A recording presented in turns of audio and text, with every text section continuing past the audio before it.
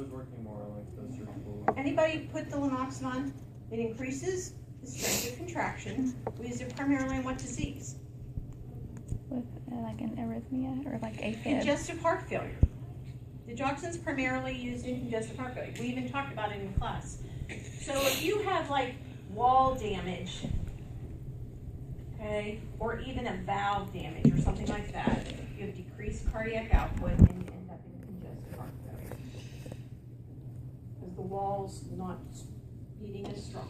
So then, to increase the contractions of the heart, you have Lanoxin. Okay? Okay, anybody want to tell in relationship to congestive heart failure why this guy's on a diuretic? Congestive heart failure is a problem of fluid retention. So we have congestive heart failure. We have fluid retention, right? I mean, is any of this hard so far? So is this what we need to put? This is what we're going to do for the diagrams, like Right. making the. This is what you're going to do with your patient's list. Okay?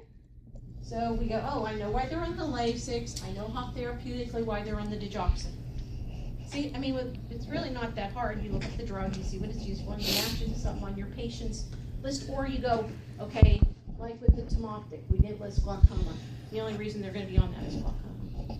Yeah. I just want to make sure when we're doing this, we do just like we did last semester, risk factors, the pathology. You don't have to do any of that.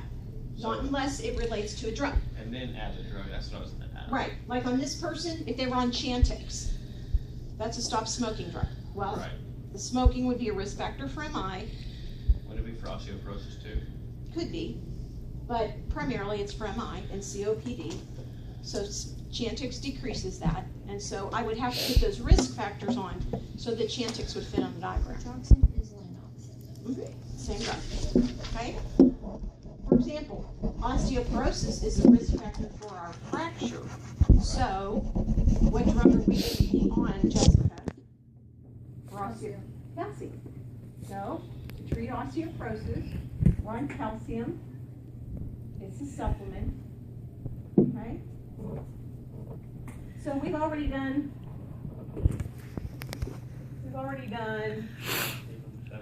calcium, digoxin, and Lasix. Okay. So, let's keep going on the cardiac. Who put the patient on metoprolol? So where would this fit in the diagram? It fit with the hypertension. Okay. So metoprolol is here. It decreases blood pressure. It also decreases angina. Remember, that's what it said? Because it blocks adrenaline and keeps the heart rate from going up. Okay? So, metoprolol is over here. Decreases blood pressure, decreases angina. Okay? So now we got 4. Is there any other, what other ones do we have? Okay, let's do insulin. Bethany Weiss, wash out insulin. Okay, for diabetes. Okay, so what's the patho? High blood sugar. Yeah, in the end. In type 2, it's decreased insulin sensitivity. High blood sugar. And then your drug is insulin. And it's anti-diabetic. Can I ask a question?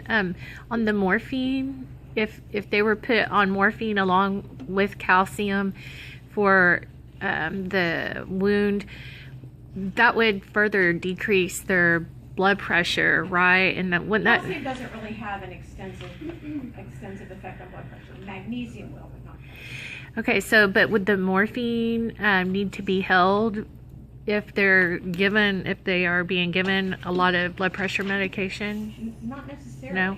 We might withhold the blood pressure medicine Over the because they're in morphine? pain. Okay. So there's a relationship, and that is not a decision we make. We call the doctor and say, hey, here's the situation. Remember, that's making a medical decision. All we can do is hold it until we clarify. We would call the doctor with the vital signs and let him decide. That's what you are using as your holding criteria. Okay. So then where's morphine fit on here? Under wounds, under surgical wound, So why are we giving it? for They pain. have pain. We're gonna treat the pain. Morphine. It's an analgesic. Okay, I know I didn't spell it right, but you know. Okay, so we've done morphine. Okay. Why are we putting them on Xanax? Anxiety. Okay, why do they have anxiety? I mean, you say a lot of but So what's the thing we're treating? How would we could say post-op or traumatic stress. So we're gonna treat them with Xanax. Also, Xanax is therapeutic. Decreasing anxiety is therapeutic and decreases oxygen consumption. because I had it with also. So, you know, if that person has anxiety as a side effect from the surgery, from having an MI, whatever.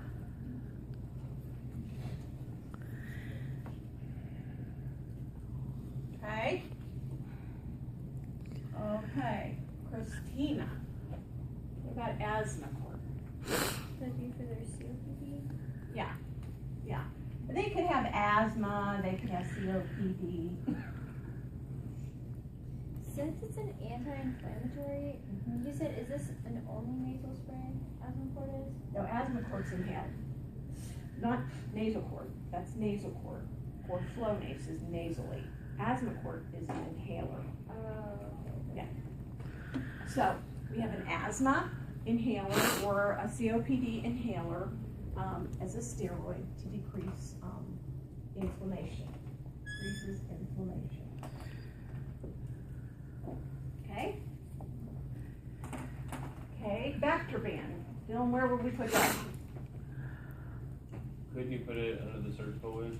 Maybe they got a strep infection or something. We'll just make that.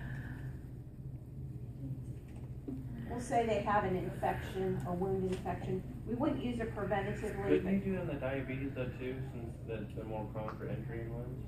but that would be a connection that we're gonna make. Okay. So we're gonna do the connections in a minute. Smart. Tomoptic is just treating the glaucoma. It decreases intraocular pressure. It's an anti-tomoptic. What drug class is this? Do I know? No? Tomoptic is a lull. It's a beta Beta agonist. That's a blocker. Beta A blocker. So it's an anti-glaucoma. It decreases intraocular pressure. And increase. Pardon me? Does it increase or is it Decrease, it would decrease it. I'm not sure if it has, I can't remember if it, I think it Is it decreases outflow? aqueous humor. I can't remember if it's outflow or decreases production. Okay, Bactroban we've done. Ducasset sodium, where's that gonna fit? For the, well, if you decrease mobility due to the Okay, post-op, which would be a risk for constipation. increased risk for constipation. Or we could, and so then we could treat that with Ducasset sodium, which is a stool softener. I have a question about the Lasix. Uh-huh. Could you also put that under diabetes because you have a high risk of edema? Because actually Lasix can make blood sugar a little bit worse. We don't. You would have to have some kind of peripheral edema, which is more associated with congestive heart failure, fluid retention, peripheral edema, but I'm not making you put all the steps on. Okay? Okay, last one. Who gave me Coumadin? So why would we need that? For MI. Okay, this could be status post MI, so to decrease clots. So he had an embolic MI. What's also going to be a big risk factor if someone's decreasing mobility? DVT, right, and you probably learned that in 202 already. So we're at risk for DVT, or we actually are treating an embolic MI that they're on. So risk for DVT, we'll just go, and let's do this way. risk for DVT, emboli, and we're gonna give them Coumadin. And we don't usually give Coumadin long-term strictly for MIs. We put in stents, and a lot of the stents are included with anticoagulants. So after a period of time, unless they have irregular heartbeat, things like that. So Coumadin as a anticoagulant. Okay. So, I mean, okay, we had to work through a little bit of that. That was not excessively hard, right? I mean, basic patho, basic diseases. So now, what we're going to do is we're going to look how we can relate some of this stuff. Yes? How many interrelations do we have? Check your diagram, it's on there, I don't remember.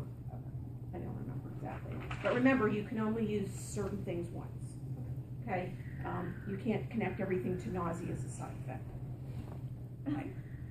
So I'm going to lead you through some of these things. What do we know about what happens what's the side effect of the beta blocker? That you get a decreased heart rate and decreased blood pressure. Decreases pulse. What other drug here decreases your pulse rate? Digoxin. Morphine. Digoxin. This lowers your pulse rate here. So you can bring it together to risk for bradycardia or something like that, and that's an interrelationship, and you label it number 1. Risk for bradycardia, big deal. That's a big deal. Okay? Morphine, we say it decreases your pulse and respirations, but when you have adequate pain, you don't see those vital sign changes as much. But what is a significant side effect of morphine? Constipation. Constipation. Where do we see that? With the decreased mobility. Yeah, we're already treating that. So that would be, okay, so you got your morphine, side effect constipation, and this drug is treating that. That would be interrelationship number 2. Diabetic. Oh, diabetic. Anti-diabetic. Okay, anybody else want to, so we've got 1, 2 pretty easy interrelations. What other interrelations do we want to have? We mentioned this. And though it's not really high in terms of with an inhaled steroid, there's still a relationship between steroids and increasing what? Insulin. You're on the right track, but what? It increases the blood sugar.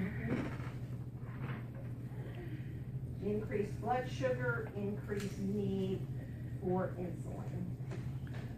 That's why we put these people on sliding scale insulin. Okay? So that's, and also, okay, this is all stuff you told me. What was the side effect of insulin? Hypoglycemia. Hypoglycemia. We may use the infection one too. We can tie surgical wounds, and over here you have an increased need for insulin, but that's double dipping on the same concept. So you can use one or the other. You can put them together just for your own knowledge. But again, that's double dipping on here's a drug that increases blood sugar. Now I want you to use more things, but yes, absolutely. Anybody know? It's really hard when you know what masks insulin hypoglycemia. Is that within the diagnosis? What masks this? Beta blockers. I knew it. Beta blockers can mask symptoms from a lot of things. So that's a complex one, but it's something you should think about. Okay, let me try that. Let's do another one. This is what kind of drug? Metoprolol is a Beta blocker. beta blocker. What else is beta blocker? What is that? The Timoptic. Yeah, Timoptic. So, risk for what? And it's the same thing, but it's two totally different drugs. So this is risk for bradycardia down here because of the lanoxin in that, but we're combining two beta blockers, and two beta blockers we're going to have at risk for Decrease low pulse. cardiac Couldn't the output. Asthma mask it since it masks the hormone response? No. No. And because it's in the lung, it's not going to decrease healing Okay. like oral steroids would. Okay, so we have 1, 2, 3, 4. Okay, we have calcium. We're treating the fracture for osteoporosis. We have, oh, I know we haven't put, oh yeah, we put Xanax on there. So here's another one. What's common in terms of side effects between Xanax and morphine? Central nervous system. Sedation. So, side effect, sedation, side effect, sedation. I actually hate morphine. Okay, you can put sedation, but then think, this is risk for falls or whatever, or decreased sensation. So this is in a relationship number 5. I think we only have to have 5. You only have to have 5, I think. I'm not sure, I can't remember, but you can look at that. But I think you have to have 5.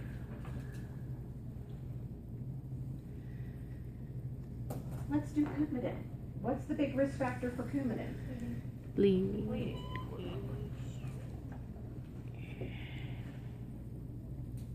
Okay. There's a connection here between this and the wound, but it's not between a medicine, because none of these will really increase your bleeding. There's another one.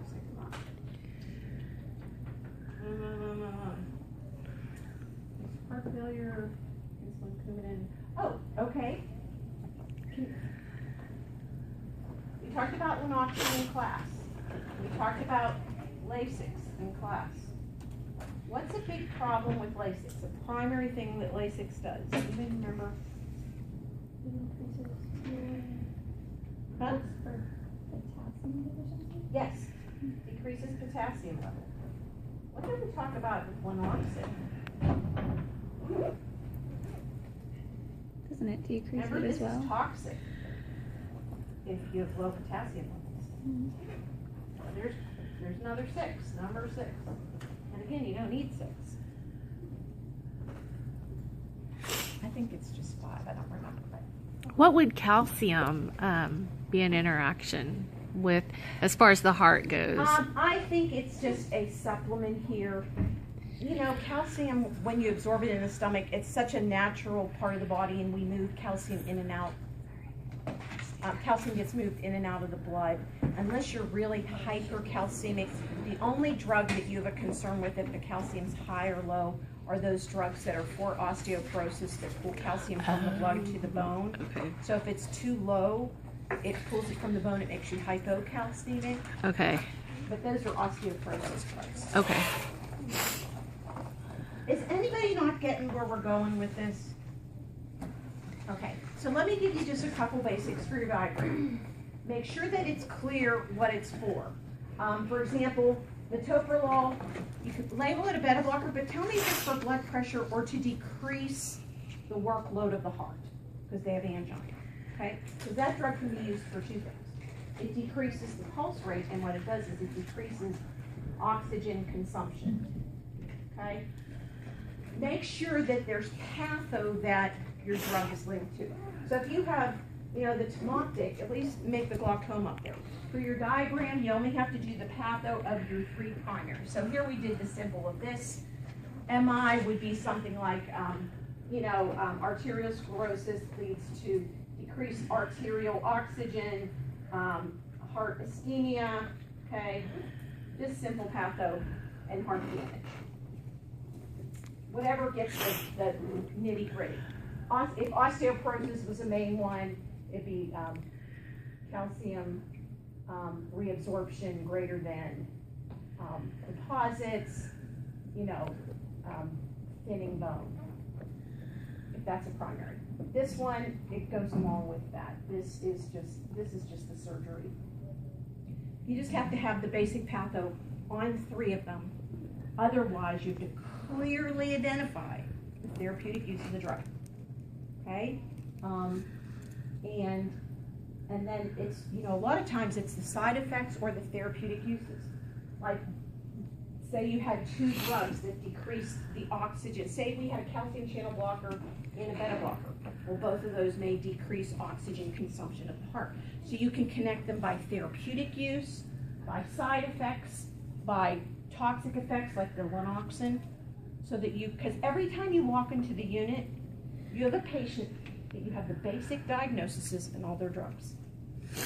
And then you as a nurse have to understand how those things are going to work together and understand significant toxic effects.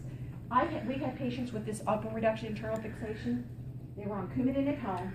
They were off for a period of time, or maybe they had emergency surgery, so the Coumadin was still in their system, so they were bleeding, but then we put them on Lovenox to decrease the risk of DVT post-surgery.